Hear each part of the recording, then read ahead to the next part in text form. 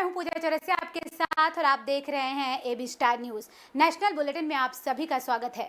सबसे पहले बात करेंगे दिल्ली की। जिस तरीके से लगातार कोरोना में संक्रमण बढ़ता जा रहा है दिल्ली में और रोज 1000 से ज्यादा मामले सामने आ रहे हैं, इसे लेकर दिल्ली में स्थिति भयावह हो गई है, जिसको देखते हुए गृह मंत्री अमित शाह ने बैठक बुलाई है। कल ये बैठक 11 बजे होने वाली है। आपको बता दें कि मरीजों के आंकड़ों में लगातार इजाफा हो रहा है। मुख्यमंत्री अरविंद केजरीवाल भी इस बैठक में शामिल होंगे। इसके साथ ही कैलाश केंद्रीय मंत्री डॉक्टर हर्षवर्धन और एम्स के डायरेक्टर रणदीप गुलेरिया, दिल्ली के उपराज्यपाल अनिल बैजल और गृह मंत्रालय के दूसरे अधिकारी भी शामिल रहेंगे। तो दिल्ली में लगातार कोरोना का मामला बढ़ता जा रहा है और आंकड़े भयावह होते जा रहे हैं दिल्ली में लगातार। इसको लेकर अब अमित शाह ने बैठक बुलाई है।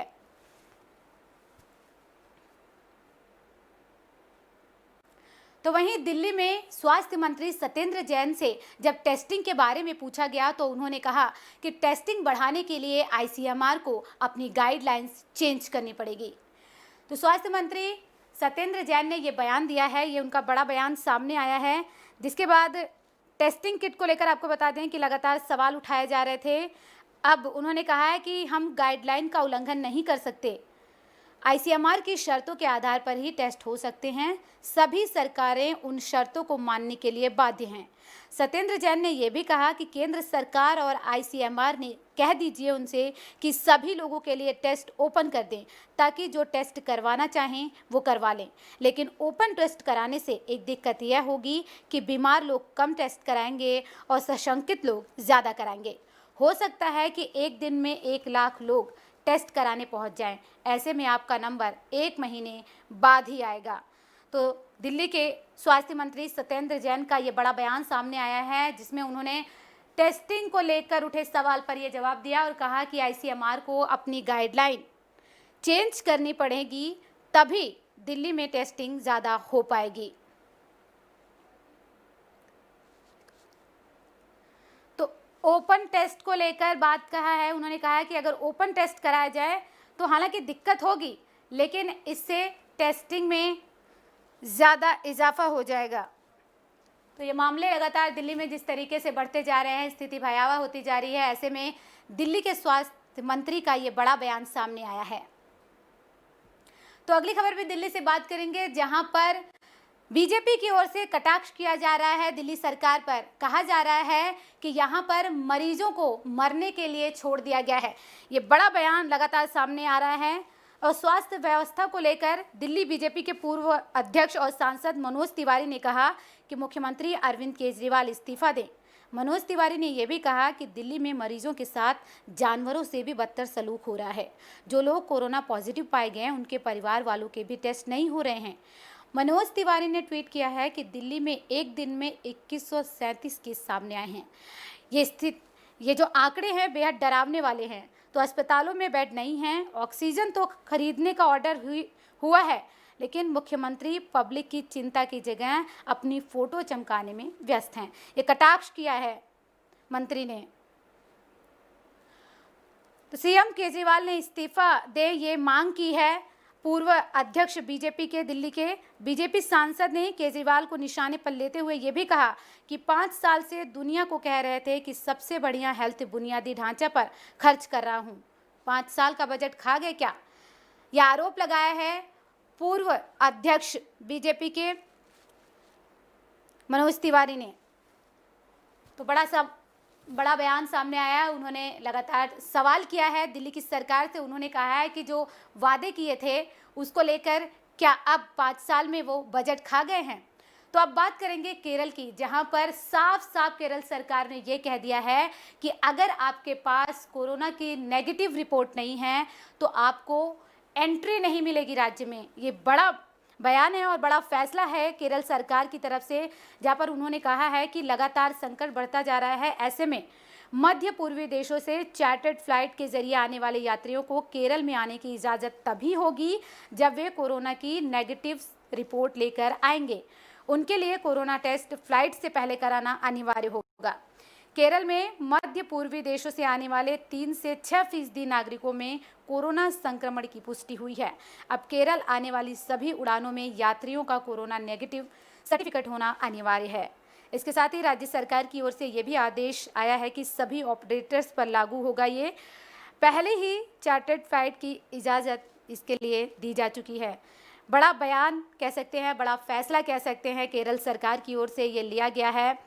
और जिस तरीके से पूरे देश में मामला बढ़ता जा रहा है उसको लेकर ये फैसला लिया गया है और आदेश जारी किया गया है केरल सरकार की ओर के। साफ साफ कहा गया है कि केरल में एंट्री नहीं मिलेगी बिना कोरोना की नेगेटिव रिपोर्ट की। और अब बात करते हैं बिहार के भागलपुर की। जी हाँ, कोरोना मामले में बिहार का भागलपुर टॉप पर पहुंच चुका है। यहां पर लगातार मरीजों की संख्या बढ़ती जा रही है। जहां का बांका इलाका जो है, यहां पर 152 केस सामने आए हैं, जो कि बहुत ही डरावनी स्थिति यहाँ की बताते हैं। बिहार के भागलपुर के ये पूरा मामला है, जहां राज्य सरकार स्वास्थ्य समिति की ओर से ये आंकड़े जारी करते हुए ये कहा गया है कि अभी तक 306 कोरोना मरीज अब तक पूरे सामने आ चुके हैं और अस्पताल से ठीक होकर घर गए मरीजों की संख्या 162 बताई है। अब तक ज़िले में 1 की मौत हो चुकी है। तो कोरोना से 1 की मौत हो गई है और बिहार सरकार की ओर से लगातार इस पर रोक लगाने की भी बात की जा रही है। लेकिन कोरोना के मामले में भागलपुर टॉप पर पहुंच गया है। कोरोना के मामले में अब बिहार सरकार लगातार कोशिश कर रही है कोरोना पर लगाम लगाने के लिए, लेकिन यहाँ पर ये चीज़ें जारी हैं। तो बिहार के भागलपुर की ये तस्वीरें हम आपको दिखा रहे थे, जहाँ पर भागलपुर का बांका, यहाँ पर 152 केस सामने आए हैं। तो अब बात कर लेते हैं हरियाणा के बल्लभगढ़ की। जी हाँ, कोरोना का काल चल रहा है और ऐसे संकट में किराएदारों पर कहर टूट रहा है। अब किराया ना देने पर मकान मालिक ने पति पत्नी के साथ जमकर मारपीट की और मामला गरमा गया। ये पूरा मामला बल्लभगढ़ के सुभाष कॉलोनी में रहने वाले किराएदारों का है, जहां पर मकान मालिक को जब किराएदारों ने किराया नहीं दिया तो पति पत्नी के साथ बुरी तरह मारपीट की गई। वहीं पति की आंखों के अलावा शरीर के अन्य भागों में भी गहरी चोट आई है। ये पूरा मामला बल्लभगढ़ के सुभाष कॉलोनी का बताया जा रहा है। वहीं पत्नी के पैरों में इतनी चोटें लगी हैं कि अब उसे चलने फिरने के लिए व्हील चेयर तक का सहारा लेना पड़ रहा है। घटना के बाद घायल पति पत्नी दोनों को बल्लभगढ़ के अस्पताल में भर्ती कराया गया है, जहां उनकी हालत गंभीर बनी हुई है। डॉक्टरों ने उन्हें फरीदाबाद जिला अस्पताल रेफर कर दिया गया है। अब पूरे मामले की जानकारी संबंधित थाना आदर्श नगर पुलिस को दे दी गई है। तो ये हमारे साथ 25-30 बंदे आए हैं जी, सोटा ले लेके, और अंदर दोनों मियाँ बीवी दोनों चारों तरफ से गेट बंद कर लिए हैं और पूरी तरह से सुल्तान से कम आधे घंटे तक तो पूरी तरह से मारे। किस लिए? किराए के ऊपर जी। ये लॉकडाउन में 2 महीने का किराया नहीं गया है। अभी 2 मरीज आए हुए हैं और मेरे से जो पहले वाले डॉक्टर साहब थे उन्होंने उनका चेकअप किया था, जिनका नाम महेश है और दूसरी एक लेडीज़ है रचना जी। और इनको बहुत ज़्यादा मारपीटाई के निशान हैं उनके शरीर पे। बाकी इनका झगड़ा किस।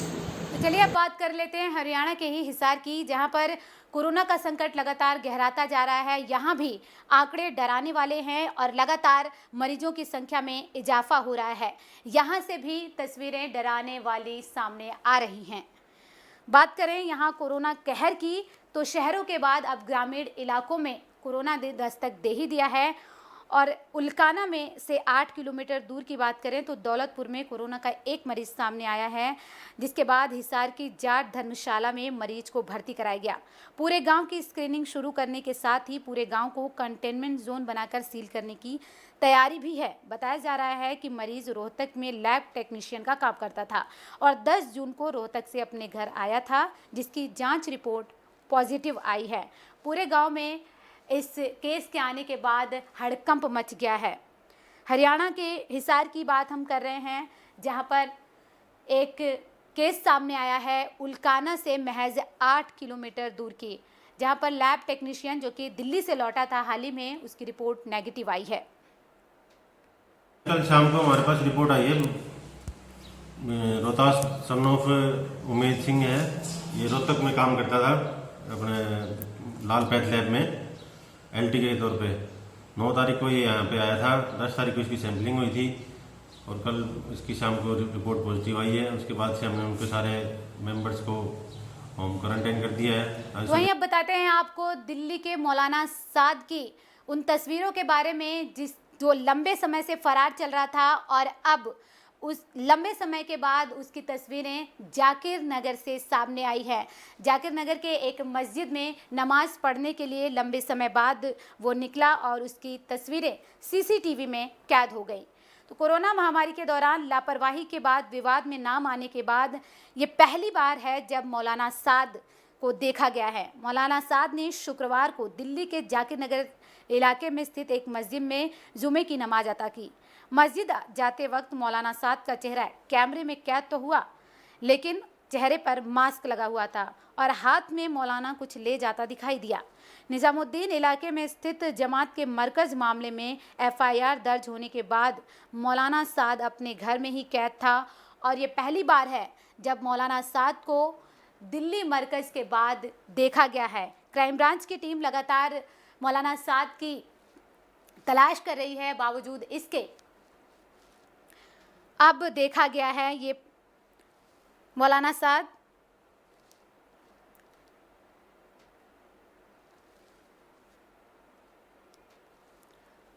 तो सीसीटीवी फुटेज सामने आया है जहां लंबे समय से फरार मौलाना साद को अब एक बार देखा गया है।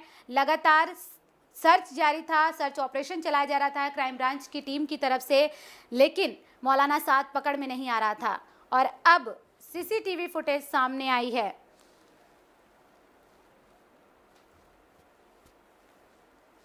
तो मौलाना साद की बात कर रहे थे हम और अब बात कर लेते हैं हरियाणा की, जहां एकमात्र पशु चिकित्सालय की व्यवस्थाओं की पोल खुलती नजर आई है।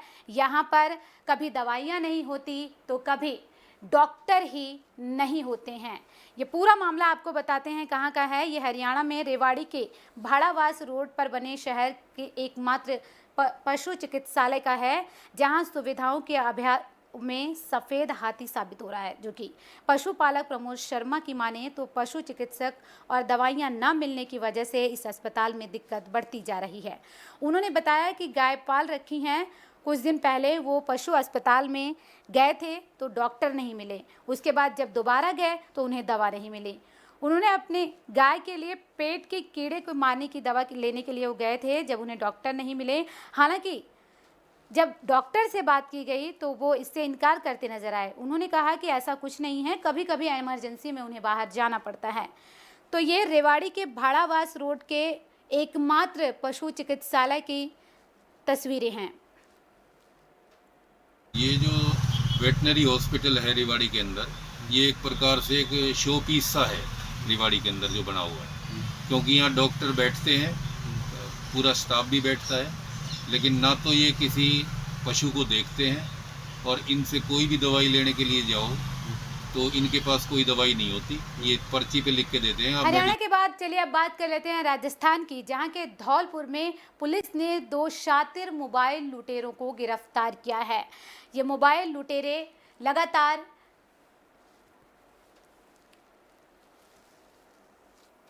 राजस्थान के धौलपुर की ये तस्वीरें हैं, जहां पर निहालगंज पुलिस ने 2 शातिर मोबाइल लुटेरों को गिरफ्तार किया है। पकड़े गए लुटेरों के कब्जे से पुलिस ने 20 महंगी एंड्रॉयड मोबाइल बरामद किए हैं। ये दोनों बदमाश चलती हुई बाइक से लोगों से मोबाइल छीनकर फरार हो जाते थे।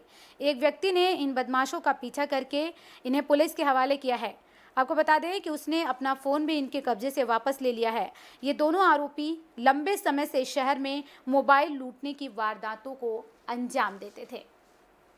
दिनांक 10/6/2020 को शाम को एक राजाखेड़ा बाईपास से बुलेट मोटरसाइकिल पर 2 लड़के मोबाइल छीनकर भागे थे। मोबाइल स्वामी ने तुरंत 100 नंबर पर रिपोर्ट की और उसका पीछा किया और स्वयं मोबाइल धारक ने जाकर के पीछा करते हुए और पुलिस के साथ उसको। फिलहाल इस बुलेटिन में सिर्फ इतना ही। देखते रहिए एबी स्टार न्यूज़। नमस्कार।